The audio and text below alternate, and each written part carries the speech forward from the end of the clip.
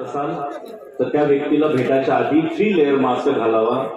तुम्ही तुमच्या घरी जर कोणी आजारी असेल तेव्हा त्याची केअर करताना मास्क घालावा। तरी आपल्या देशामध्ये सर्वत्र जे आहे मास्कचे फाईन घेण्यात आले। आम्ही लोकांना आरटीआय वाटले आणि लोकांना समजवलं, त्यामुळे आज महाराष्ट्र सरकारने मास्कचे कायदे बंद केले आणि फाईन घेणं बंद केलं। 120 कोटी रुपये तर बीएमसीने कमवले। आरटीपीसीआरचा 75,000 कोटीचा घपला झाला। आरटीपीसीआर टेस्ट बनवणारा कॅरी मुलर्स ज्यांनी मशीन बनवली तो स्वतः सांगतो की मी ही जे मशीन बनवली होती आरटीपीसीआर करण्याची, ही मशीन मी कॅन्सरच्या डिटेक्शनसाठी केली होती। कॅन्सर कोणाला झालेला आहे त्याचे सेल्स कुठे कुठे डेव्हलप झालेले आहे ते थांबवण्यासाठी केलं होतं। पण या लोकांनी आरटीपीसीआर टेस्ट करून करून लोकांकडून 75,000 कोटी रुपये कमवले भारतामध्ये। वॅक्सिनचा घोटाळा झाला। वॅक्सिनमुळे कमीत कमी 150,000 कोटी रुपये जे आहेत देशाचे बर्बाद झाले। या सगळ्याच्या आम्ही केसेस जे आहेत ते सुप्रीम कोर्टापर्यंत गेलो, हाय कोर्टापर्यंत गेलो। लोकलमध्ये आणि सर्वत्र जे यांनी रिस्ट्रिक्शन्स केले होते त्या रिस्ट्रिक्शनला आम्ही आपल्या वकिलांच्या मार्फत आणि केंद्र सरकार म्हणजे सुप्रीम कोर्टाच्या माध्यमाने आणि हाय कोर्टाच्या माध्यमाने त्याचा लढा दिला। आणि तुम्हाला आता माहीत पडेल की काही दिवसांनंतरच हे मार्च जसा जसा संपेल तसं तसे हे सगळे रिस्ट्रिक्शन्स हटणार आहेत। कोर्ट याच्यावरती ऑर्डर देणार आहे। आम्ही जिंकत आहोत। तो मित्रांनो, तुम्हाला थोड़ा सा हिंदी में बोलतो कारण काही हिंदी लोग पण इथे उपस्थित है। मैं आपसे कहना चाहता हूं कि अगर जीजा माता नहीं होती तो शायद शिवाजी महाराज ही नहीं होते। उस जीजा माता ने कहा कि ये जो गुलामी का ध्वज दिख रहा है इस किले के ऊपर, उसको निकालने के लिए तुम जाओगे या मैं जाऊंगा। शिवाजी महाराज ने कहा मैं जाऊंगा, क्योंकि सीख जो थी वो जीजा माता की थी। अगर भीमा बाई अगर नहीं होती तो डॉक्टर बाबा साहब आंबेडकर नहीं होते, और जो लड़ाई हरिजनों के लिए और गरीबों के लिए लड़ी उस भारत रत्न ने, वो नहीं होता। तो मैं इतना ही कहना चाहता हूं कि यत्र नार्यस्तु पूज्यन्ते रमन्ते तत्र देवता, यत्र नार्यस्तु पूज्यन्ते रमन्ते तत्र देवता, यत्र तास्तु न पूज्यन्ते सर्वास्त्र त्राफलाह क्रिया। मतलब क्या है? आपने सिर्फ एक लाइन सुनी होगी कि यत्र नार्यस्तु पूज्यन्ते रमन्ते तत्र देवता, इतनी लाइन सुनी होगी।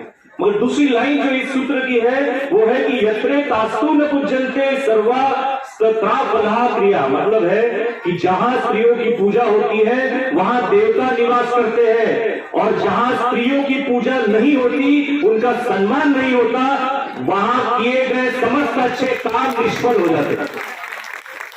समस्त अच्छे काम निष्फल हो जाते हैं। तो हर दिन हमारे देश में महिलाओं के सम्मान का दिन रहा है। मैं आपको बताना चाहता हूं कि जब यूरोप कंट्री में, क्योंकि मैं स्वदेशी का कार्य करता हूं, तो पूरी दुनिया में जहां पर 19वीं सदी शुरू होने तक महिलाओं को एक बैंक में अकाउंट भी खोलने का अधिकार नहीं था। वहां के पुरुषों के, अपने घर के पुरुषों के नाम पर अकाउंट खोलना पड़ता था।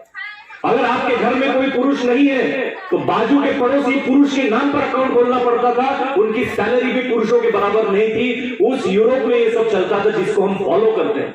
मगर हमारे देश में क्या होता था मैं आपको बताता हूं। कैसे नारी की पूजा होती थी। यत्र नार्यस्तु पूज्यन्ते रमन्ते तत्र देवता। इसलिए भारत को जो है देव भूमि कहा जाता है, क्योंकि यहाँ पे सबसे पहले नारी की पूजा होती है। और भारत वो देश, भा मतलब ज्ञान, भालचंद्र हम लोग बोलते हैं। भा मतलब ज्ञान और रथ मतलब लगा हुआ, ज्ञान में लगा हुआ देश मतलब भारत। इंडिया नहीं, इंडिया शब्द तो वो है जो अंग्रेजों ने दिया कि people who are living with the traditional values and the people who are criminal with minds, they are Indian. Idiot शब्द से निकला हुआ इंडिया शब्द, भारत हमारा शब्द है। और ये भारत में सबसे पहले जो है नारी की पूजा होती रही। और कैसे होती रही है? जब आज हम लोग जो है ह्यूमन राइट की बात करते हैं, महिला के सम्मान की बात करते हैं, मगर मैं आपको बताना चाहता हूं हमारे देश में महिलाओं को स्वयंवर करने का अधिकार रहा है रामायण काल से। सीता ने स्वयंवर किया, उसने कहा कि मुझे अपना वर चुनने का अधिकार होना चाहिए। और ये जब बड़े राजा की लड़कियों ने शुरुआत किया, तब जाकर नीचे की सारे समाज के लोगों ने जो है उसका परिचालन किया, उसको अप्लाई किया अपने जीवन में। द्रौपदी ने रामायण काल, महाभारत काल में स्वयंवर किया। जिस देश में स्वयंवर की प्रथा चलाई गई हो कि अपना वर चुनने का अधिकार, जिसके साथ पूरा जीवन खपाने का है, उसका अधिकार महिलाओं को दिया हो, उस देश में कभी महिलाओं के साथ में असम्मानजनक बात हो ही नहीं सकती थी। जब हमारे देश में लुटेरे आए तब हमको घूंघट लेना पड़ा। जब हमारे देश में लुटेरे आए तब जाकर हमको घर के अंदर घुसना पड़ा। मगर इन लुटेरों से लड़ने का काम रानी दुर्गावती ने किया, रानी चेन्नम्मा ने किया, महारानी लक्ष्मीबाई ने किया। और ऐसी हजारों महिलाएं हमारे देश में रही है जिन्होंने पुरुषों के साथ में कंधे से कंधा लगाकर जो है इस देश की सेवा की है और आगे आए। मैं आपको बताना चाहता हूं कि एक में देश भारत ऐसा है जहां पर नदियों के सब नाम जो है महिलाओं के, एक भी पुरुष का नाम नदी को नहीं है।